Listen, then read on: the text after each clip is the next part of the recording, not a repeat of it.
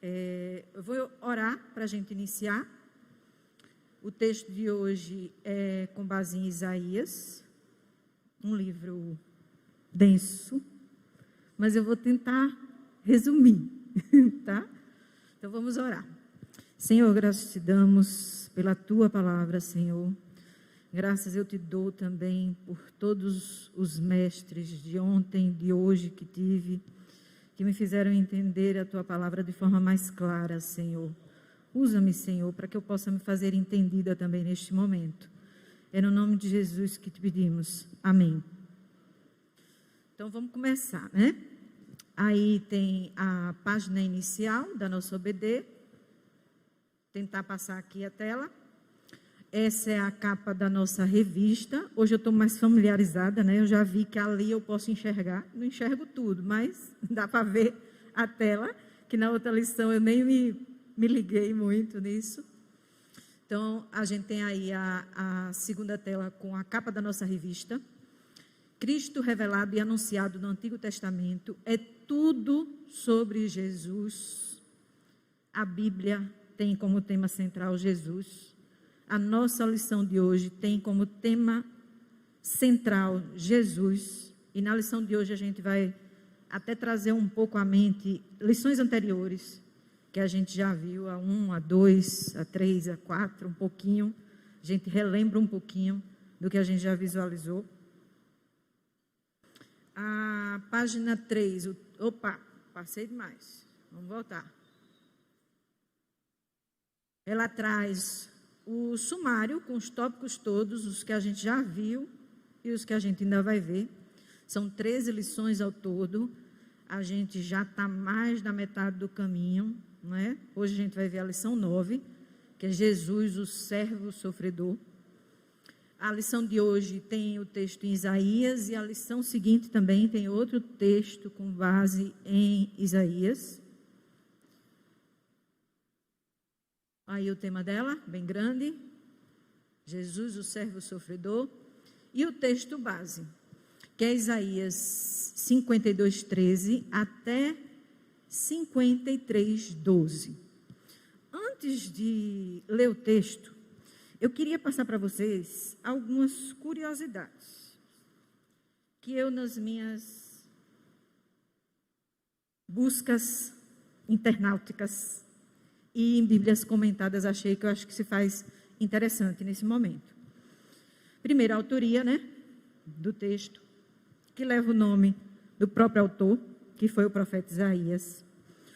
O tempo, que foi em meados dos anos 700 a.C., a quem direcionava? Ao povo de Judá. Israel já estava dividido nessa época. O ministério de Isaías, ele se deu durante o reinado de 4 reis e terminou com a sua morte, partido ao meio, no reinado de Manassés. Em vez da forma narrativa, uma boa parte do livro adota a forma poética, que na língua hebraica é caracterizada por seu ritmo e não por rimas. Aí eu achei interessante, porque eu olho o texto e não vejo nada de poético nele, né? Nem do que a gente está acostumado. Mas nas buscas da internet, tem tem 5 vídeos da Igreja Presbiteriana da Barra Funda, em que ele fala do cântico do servo sofredor. E esse texto que a gente vai estudar hoje, ele está na última parte desse cântico, né? E aí ele dá uma explicação que para mim era novidade, eu não sabia, mas que assim, a Bíblia antes, eu sabia que era escrita em rolo, né? Mas só depois do ano 1000 depois de Cristo é que ela começou a ser numerada, deixada em capítulos, em tópicos, para que facilitasse o nosso entendimento. E aí, quem fez isso, colocou da forma como achou que era mais conveniente. E na nossa língua, com aqueles números todos, capítulos, e até com falta de rimas, a gente não consegue visualizar como se fosse um poema ou um cântico, mas isso era para a cultura hebraica. Os temas centrais do livro de Isaías, eles estão em 2 grandes tópicos. Quer dizer, tem estudiosos que dizem que são 2, tem estudiosos que dizem que são 3, mas nessa Bíblia comentada em que eu peguei, ela divide em 2 grandes tópicos. De 1 a 39, que fala basicamente, trata do julgamento do povo de Deus, e do 40 até o 66, ele traz principalmente consolo e esperança ao povo. É também importante frisar o capítulo 6 desse livro, que fala do chamado ao ministério de Isaías. Como ele se deu, né? A visão que ele teve, o anjo colocando a brasa na boca dele, ele se oferecendo para ir para o ministério, Deus dizendo a ele, você vai, mas seu ministério vai ser facinho, você vai falar e ninguém vai entender. Aí você vai falar, e ninguém vai entender nada, propositalmente, para que não se convertam. Olha que ministério bom, né? A gente procura ser entendido, mas ele já sabia que não ia ter isso daí. E ele traz mensagens importantes, esse capítulo, do ministério de Isaías. A primeira delas, o Senhor é Deus soberano, Deus é santo, a natureza do pecado é impureza, rebelião contra Deus. O pastor falou um pouquinho disso aqui agora antes. A fé no Senhor é a necessidade fundamental de todas as pessoas. Deus preserva um remanescente fiel do seu povo, sempre. O Messias é descrito como uma figura majestosa que reina com justiça, mas o Messias também é retratado como um servo sofredor, que padece não por algum mal que ele próprio tenha feito, mas pelas transgressões de outros. E esse cântico, ainda estou aí, vou demorar na introdução, viu? Não se preocupe não é porque eu esqueci de passar a tela não. É porque eu vou demorar um pouquinho nela antes de começar a ler o texto. E aí vem as divisões desse cântico do servo sofredor, que vocês podem achar na internet, explicados pelo reverendo Mauro, que vai falar muito mais apropriadamente do que eu, com certeza, e que estão divididos entre Isaías 42, 1 a 4, a primeira parte, 49, de 1 a 6, a segunda parte, 50, de 4 a 9, a terceira parte, e a última parte é que nós vamos ver aqui agora, que é Isaías 50, 13 até 53, 12, tá? Agora nós vamos ler o texto. Vamos lá? Eu estou com uma versão, mas tem várias versões desse texto, tá? Eu acho que eu tenho umas 7 Bíblias diferentes em casa e cada Bíblia tem uma versão diferente. Eu trouxe essa daqui porque ela é mais fácil de carregar. Ela é menorzinha e a mesinha aqui é pequena. As outras são muito grandes e ocupariam a mesa inteira.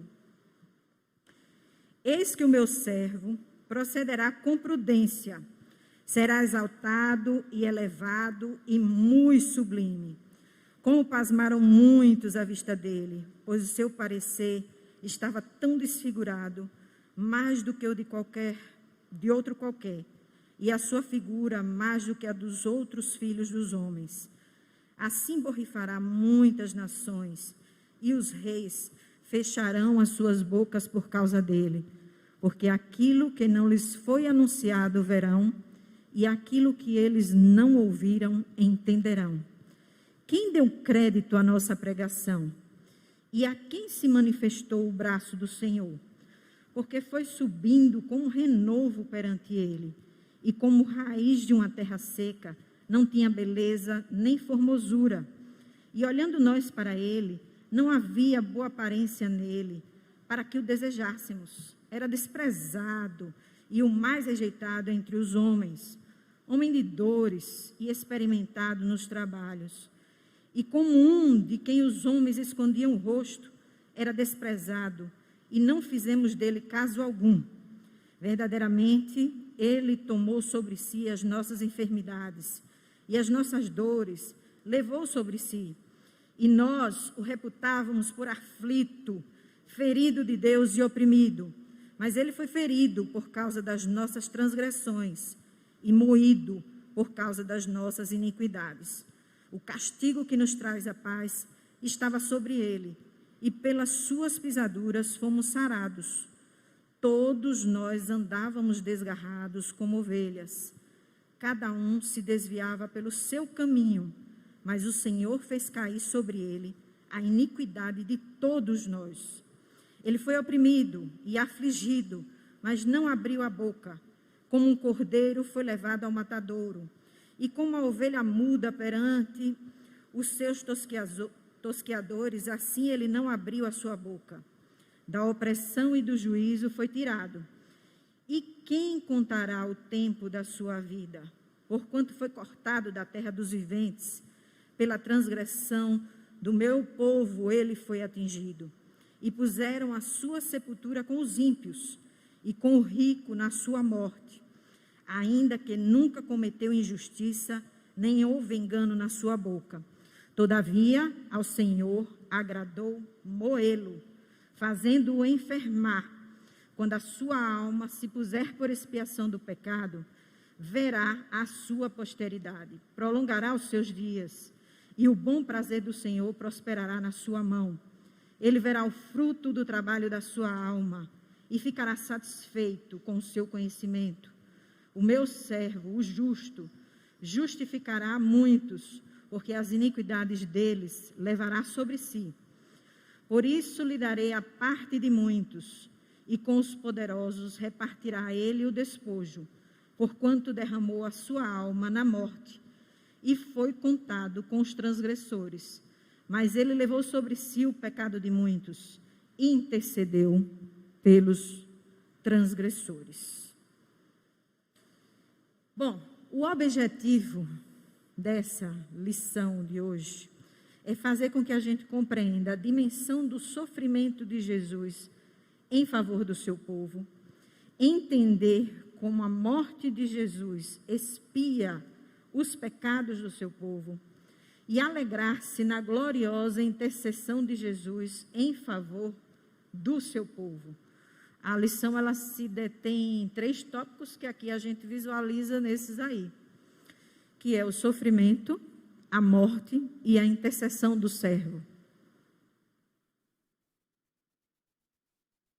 Aí a gente vai ver a capa do filme, né? De bilheteria top, que Cláudio botou para a gente, os Vingadores, né? Que na sua última versão teve a morte do Homem de Ferro, uma frustração, né?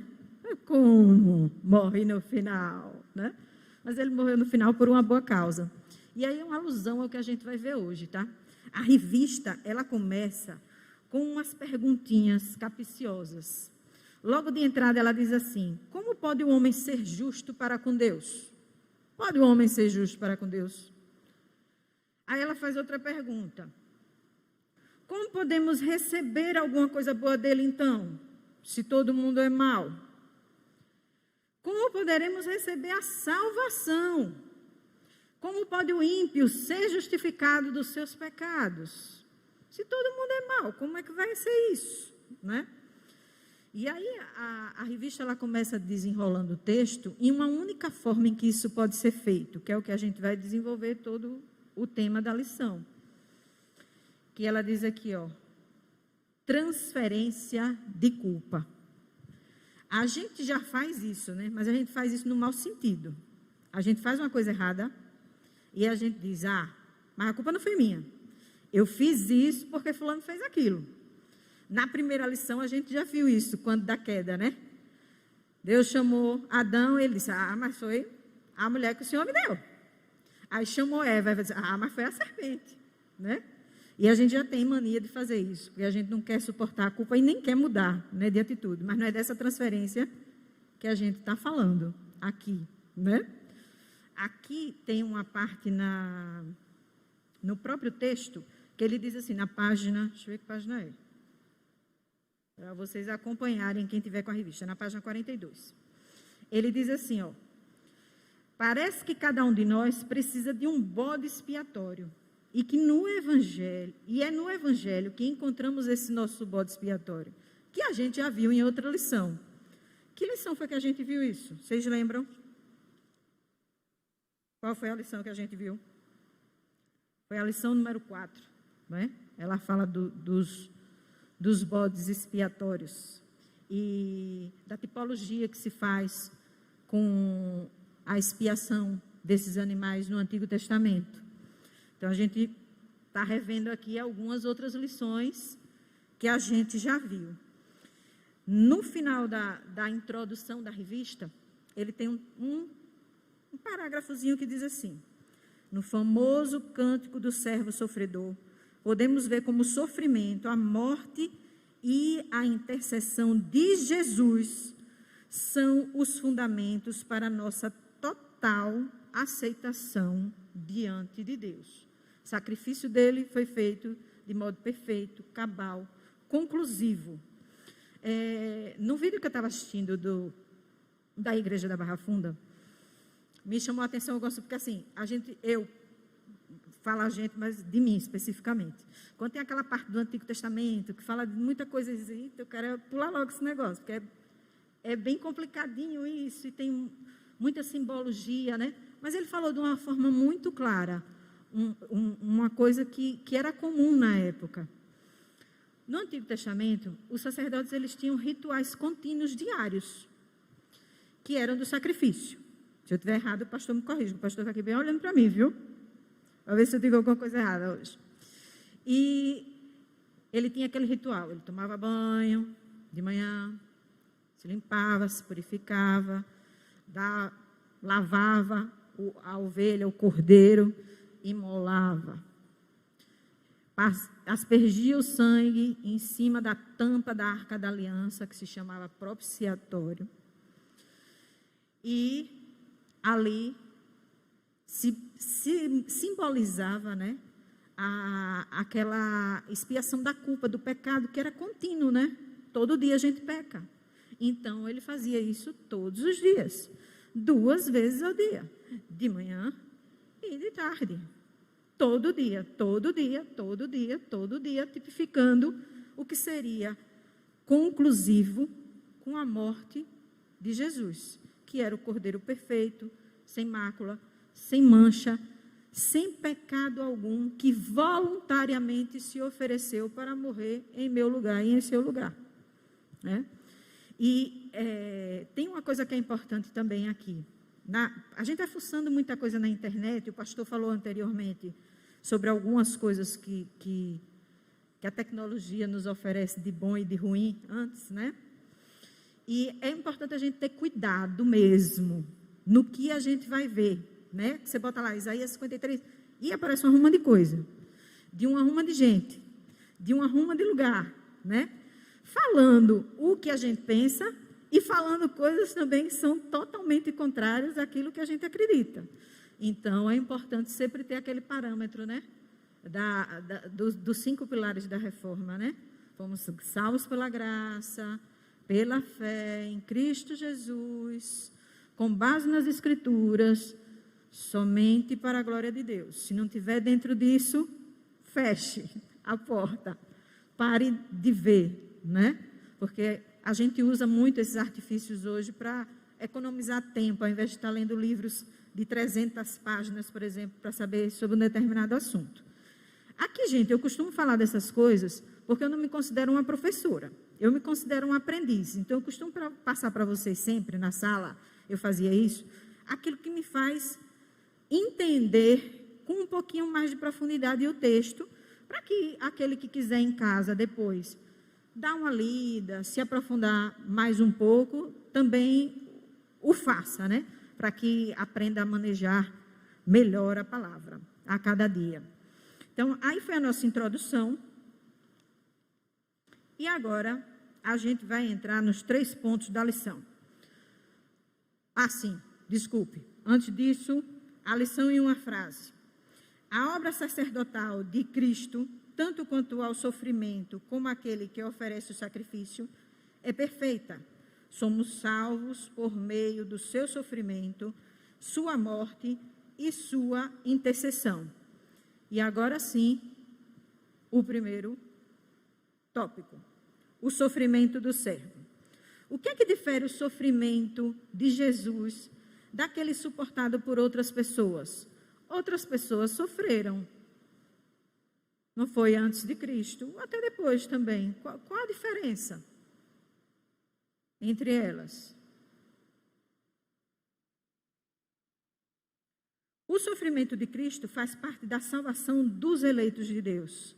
Ele sofreu em lugar do seu povo, e isso fazia parte do pacto da redenção realizado antes da fundação do mundo. Na primeira lição, quando a gente viu a queda do homem, a gente também viu a solução que Deus deu lá, né? Vai aparecer um. Por meio do homem entrou o pecado, por meio de outro homem sairá o pecado.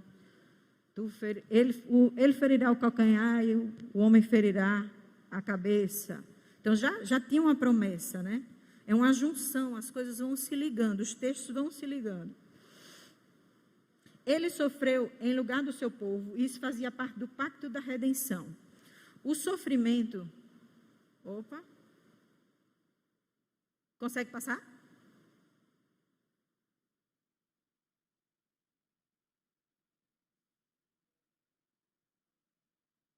Não, para frente.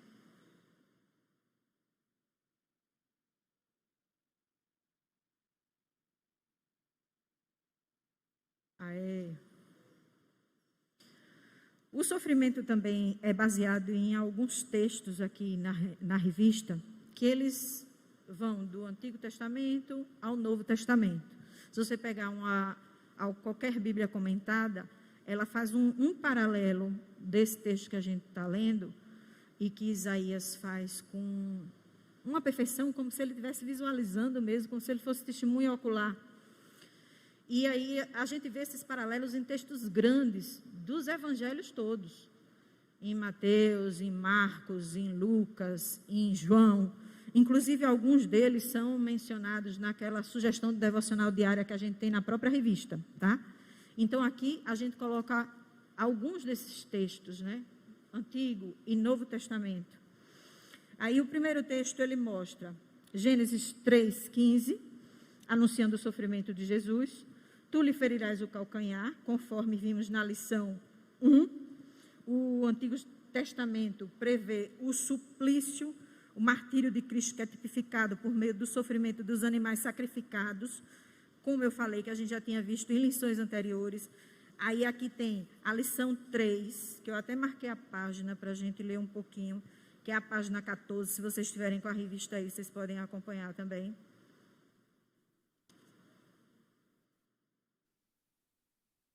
A página 14, ela diz assim, ó, a ideia presente, quando fala do sacrifício, é a de substituição. O cordeiro morreria no lugar dos primogênitos. E aqui a gente fala da última praga, né? Nessa lição 3.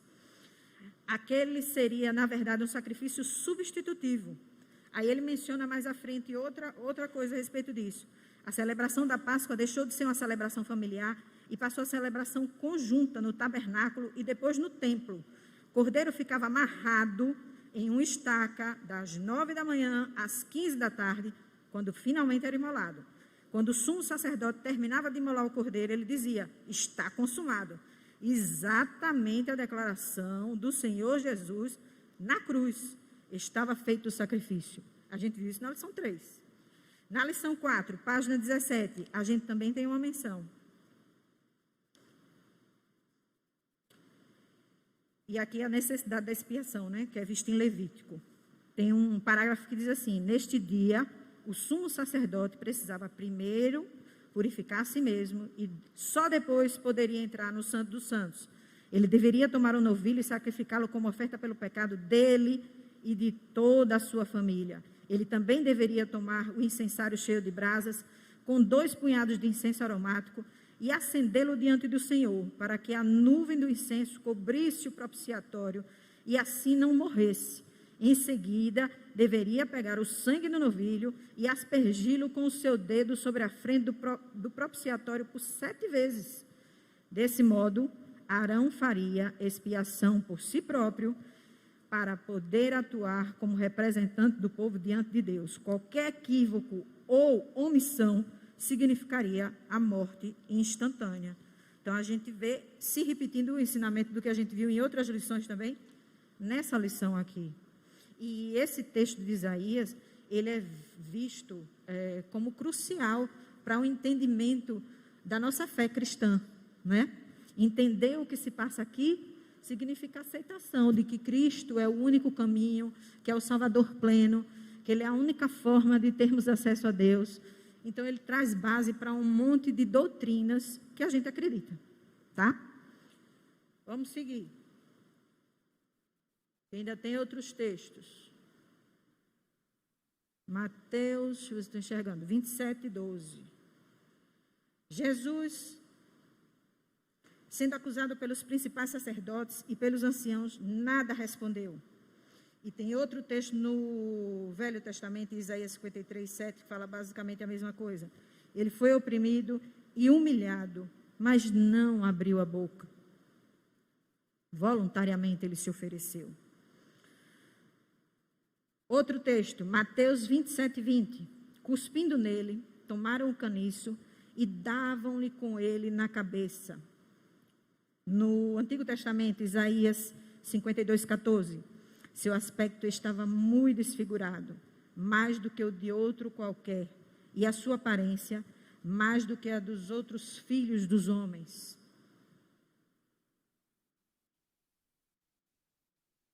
Outro texto, Mateus 27, 21.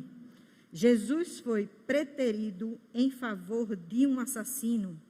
Isaías 53, 3. Desprezado e rejeitado entre os homens. Aí tem a pergunta, Barrabás ou Jesus Cristo? E o povo escolhe para soltar Barrabás.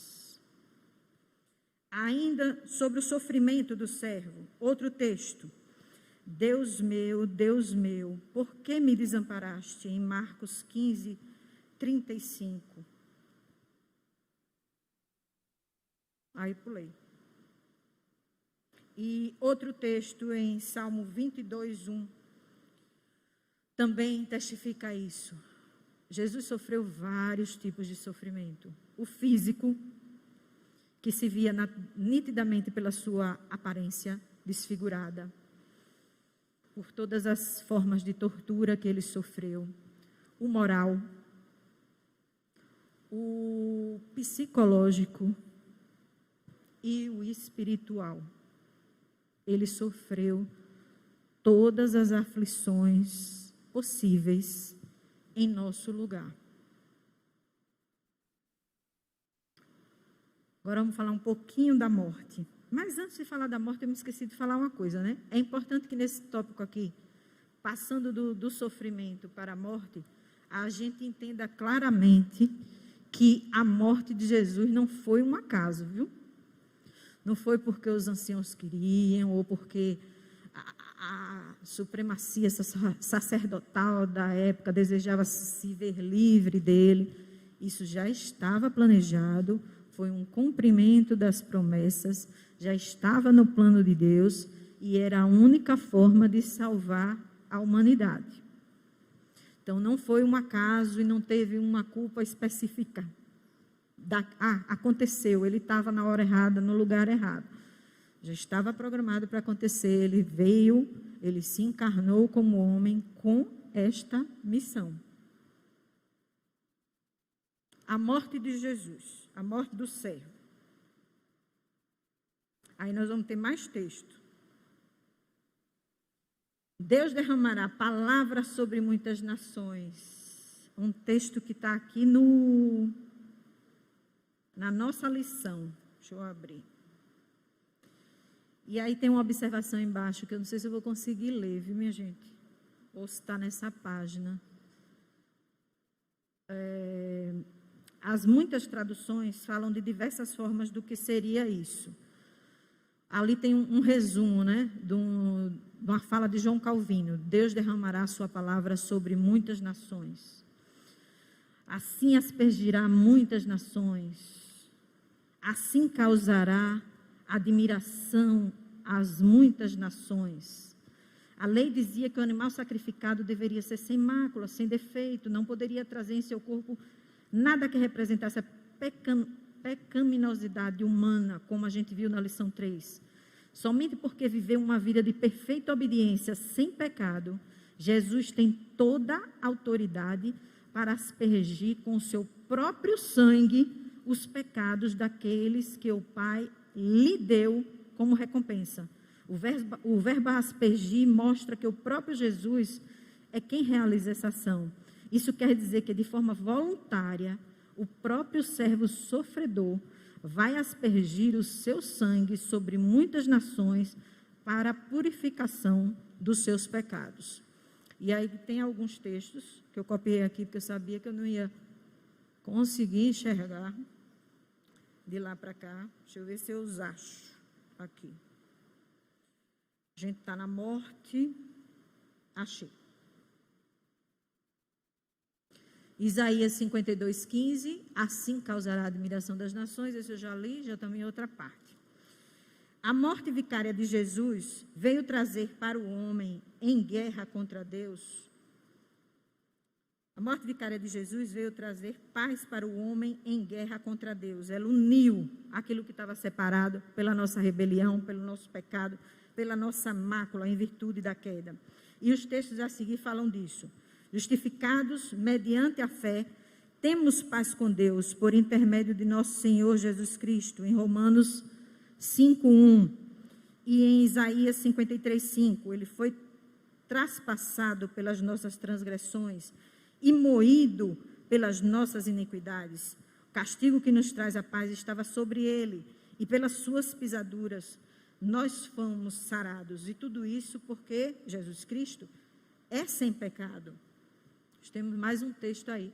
Saiu.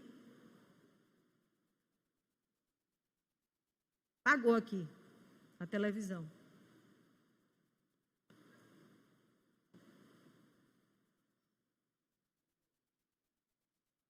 Nós temos mais um texto que está na revista também, que é em 1 João 1:7, que diz que o sangue de Jesus, seu Filho, nos purifica de todo pecado. Eita, e voltou bem antes. Aí, ele. O sangue de Jesus, seu Filho, nos purifica de todo pecado. A morte de Jesus era necessária, mas não só a morte, né? Sua ressurreição. Outros podem ter sofrido, mas só Jesus ressuscitou. E aí a gente entra na última parte, a intercessão do servo, também com mais textos de Antigo e Novo Testamento, que nos mostram que essa profecia de Isaías, ela se identifica com os textos do Evangelho, onde os que escreveram estavam visualizando o que acontecia naquele momento, né? Isaías, tanto tempo antes de Jesus nascer, já tinha profetizado aquilo que viria a acontecer nos mínimos detalhes. E aí o texto diz, Isaías 53:12, ele levou sobre si o pecado de muitos e pelos transgressores intercedeu. E continua intercedendo, porque a gente mesmo convertido peca todos os dias, pelo que fala, pelo que pensa, pelo que age, né? É o papel sacerdotal que Jesus exerce junto ao Pai por nós. Em Romanos 8:1, já nenhuma condenação há para os que estão em Cristo Jesus. Jesus ressuscitou, ele vive. E tem um texto ali, 1 Coríntios 15:14. E se Cristo não ressuscitou, é vã a nossa fé, pregação e vã a nossa fé. Se o plano de salvação tivesse acabado no sepulcro, todos os seus seguidores estavam perdidos, pois ele não teria vencido a morte.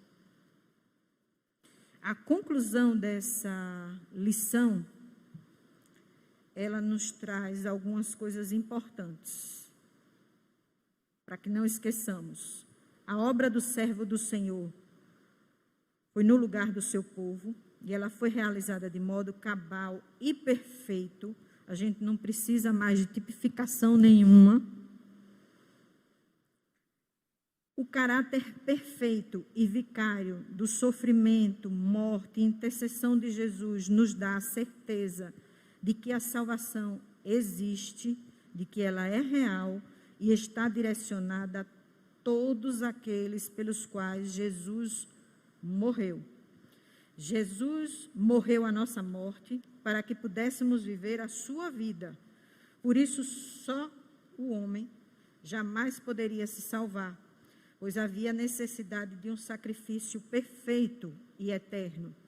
Deus, na pessoa de seu Filho, encarnou e se entregou para a remissão dos nossos pecados.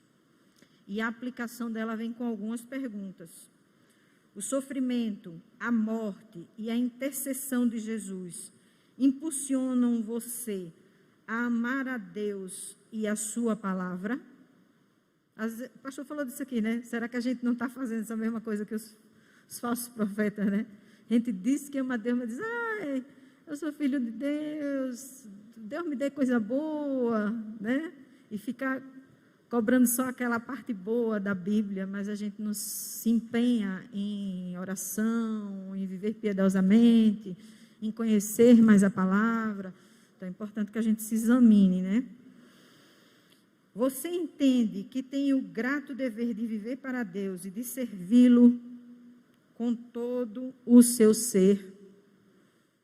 E servir com todo o ser implica em ser obediente, implica em seguir o seu exemplo, em cumprir o que ele deixou como missão para a igreja, de falar, de testemunhar, de levar a palavra.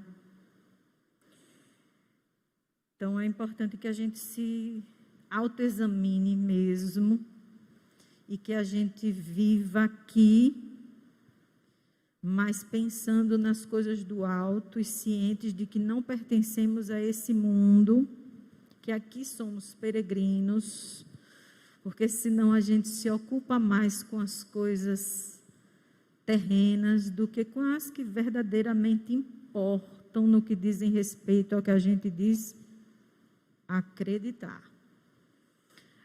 A nossa palavra e o nosso sentimento precisa estar atrelado às nossas ações, para que as pessoas vejam em nós a Bíblia, né? Como já dizia, né? O descrente, a Bíblia do descrente é você, é a sua vida, é o que você testemunha, é o que você testifica. Não é fácil. Para isso a gente tem que estar com comunhão permanente, porque nós sozinhos não conseguimos nada. A gente não consegue nem controlar os pensamentos da gente. A gente precisa de Deus, através do Espírito Santo, para realmente nos guiar, para que a gente, em comunhão com Ele, possa ouvir e reconhecer a voz do bom pastor e seguir o caminho correto e mostrar esse caminho correto para as outras pessoas, né? Aqui o texto também deixa claro o seguinte: não existe outro caminho. Se você crer, você tem a salvação eterna. Se você não crer, você tem a condenação eterna, não é? Então, que Deus nos abençoe. Eu vou finalizar com oração, mas antes eu queria saber se os irmãos têm alguma pergunta. Se eu não souber responder, o pastor sabe, ou Célia, ou Moisés. Alguém tem alguma pergunta? Me fiz entender, como disse Simone, direitinho. Então vamos orar para a gente finalizar. Senhor, graças te damos pela tua misericórdia e a tua bondade sobre nossas vidas, Senhor. Que o Senhor nos use para que a tua palavra não fique só no nosso conhecimento racional, mas que ela seja para modificar de fato as nossas vidas, para que possamos andar verdadeiramente nos teus caminhos, para que sejamos testemunhas vivas do teu agir em nossas vidas, Senhor. Leva-nos em paz para os nossos lares. É no nome de Jesus que te pedimos. Amém.